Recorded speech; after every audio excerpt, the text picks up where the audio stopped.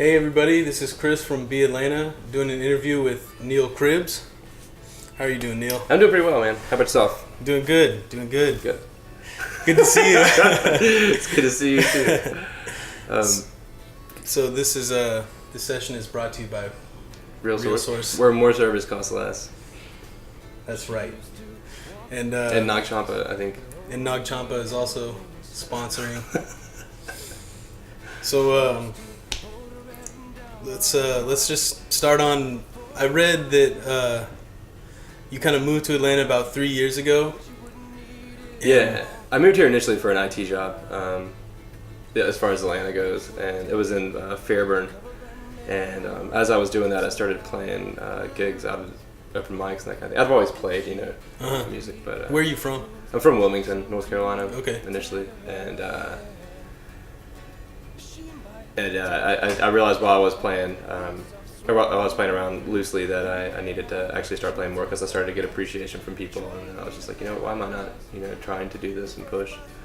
So then I basically quit the IT job and started playing music and started bartending, and then as of last year, I went full-time music, and that's pretty much where I am right now. That's cool. So being a full-time musician and being pretty much do-it-yourself, it's been kind of that's kind of its own journey in itself, It's more like a beast. It's there's a lot more to it than you realize getting into it. Initially you're just like, okay, I'm just gonna play music, and then you realize that if you want to do it full time, there's a whole business side to it that like during the week is where the whole business thing comes out, where you have to you have venues that you have to contact, and you're trying to contact radio shows and promoters and all kinds of stuff. Plus, you have to do posters and all these little things, and then at the end of the week or the weekend is whenever you're still working, but you get to see what you've kind of cultivated through the week. So it's like it's a definitely, you realize why you need things like promoters and A&R reps and booking agents and management and all that stuff, because it's a huge weight that you don't realize. You think you're just gonna play music, and there's a whole lot to it. So not only that, but then it's also still maintaining communication with your friends and fans and networking, and it's pile on. But I mean, it's been fun. It's a hard road, but it's fun. So. Yeah. Well, that's something that I really, really respect about what you're doing, is that it's just completely DIY. And not a lot of people are doing that, but you're really doing it, and you're really successful at it too. Yeah, thanks, man. It's not that I'm opposed to help, or that I'm opposed to it. It's just kind of been, if you have people backing you and you got people that have faith in you, then it's pretty much like you have to take that and run with it and do the best that you can until you get to the point where you have to say, I need help, So it's cool. Never a bad thing to ask for help. Yeah, so that's directions right. are a different thing, but help is not that bad. Cool. So part of when you moved to Atlanta, it was kind of like I read that you hooked up with the dudes from Stokes, and they were running an open mic, and you kind of I had played off and on just for friends and that kind of thing, and I was living in Noonan, Georgia, and there was a place that's no longer open that Stokeswood, the two guys, Mark and Adam from Stokeswood, were running an open mic out there, and I played. I think the first time I played "Wonderful Blunder" off of the album, and I played, I believe, "Jolene" by Ray LaMontagne, and immediately those guys just kind of embraced me, and they were really cool about it, and they were super hyped, and they were extremely talented, still are, and you don't really lose talent. It's kind of just something that's innate. But from the fact of how excited they were and how friendly they were, I kept kind of coming back, and we kind of formed like a friendship and a bond, and it got to the point where sometimes when they go out of town, they would call me to fill in for certain gigs for them. I mean, it's always been, that's ultimately kind of what musicians look for, is other musicians who are going through the same thing that they're going through, so they can kind of use each other as a sounding board, to be able to communicate, toss ideas, especially independent people, So it's always good to network with musicians, even if like they're a different sound. You know, they're like an electroacoustic, really high energy. But it doesn't really matter. We're all musicians in the same boat. It's just a matter if we all keep paddling. You know. Yeah. Like you can't. As soon as you lift up that oar, sometimes you'll float away. But as long as we're all kind of doing the same thing, it's a good thing. And another thing that with them is, and other people, is that we have what we call bleed over fans, where, you know, fans that were Stokes Wood fans would then also become Neil Cribbs fans, who would then become, you know, Anthony Crane fans or Kevin Rowe fans or other people from around this area. Like, sometimes you'll see that some bands get kind of weird about sharing gigs or going in together with gigs, but then you realize that that's kind of how you grow. You know, it's like you have to share, you have to introduce your fans to people that you love and people that you support. And so it was weird. We have this, you know, there's 5 or 6 bands that we all have the same fans, so it kind of helps out. Yeah. So it's kind of a little bit of a community. Yeah, pretty much. And it's, you know, it's just sprung. I mean, like, there's always been music around Atlanta, but it seems to me like the independent scene has kind of grown.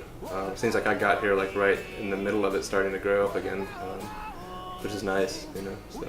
Yeah, people like Nadia from the Moon and Pluto are putting on some shows, and where else have you been playing in the past, you know, year?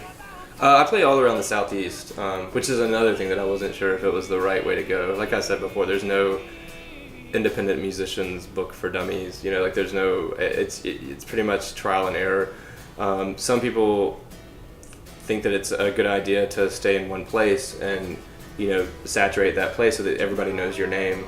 Like Atlanta, you know, like if I kept playing in Atlanta every week or whatever.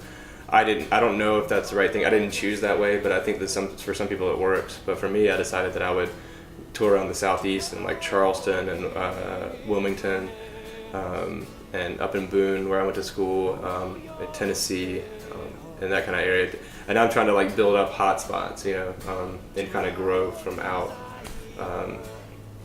And because that doesn't seem to me like people really move too far away from home on average. So. Mm-hmm. Then I can grow word of mouth. Like people that are from Charleston, I can then grow out and then, you know, hit Myrtle Beach and then, you know, Columbia or Greenville or whatever, however it works. So, but I decided to take the route around, I guess, the Southeast, and so that's what I've been trying to do. And I still always come back here, you know, to Georgia, Atlanta, as a home base. So. Cool. Are there any other like local bands you like to play with in Atlanta? Yeah, well, you know, it just varies. I know there's a lot of people that I still haven't met yet and that I still don't know, but I've heard their names or I've heard their music. Anthony Crane, from the group Crane, is a good guy, and he was a lead singer of a band called Wrong Way, which was the Sublime tribute band. Yeah. He's a nice guy. We've changed some gigs out. Kevin Rowe, who I've mentioned before, he's actually helping me out with a new album. He's just moved here, skipped across the pond. And he's a great singer-songwriter, piano player, and even, you know, it's just there's just so many names. Eudora June, is a great chick. She's actually pushing out her first album, and she's got some good stuff. The guy that did Stokes Wood's first album is doing Eudora June's first album. She's got a really unique kind of folk rock sound to her. So I mean, there's a little bit of everybody. And as I play these gigs and that kind of thing, I'm introduced to more people and I meet more people. And the greatest part about this area is that everybody seems pretty open. Like everybody seems pretty willing to to help out and to.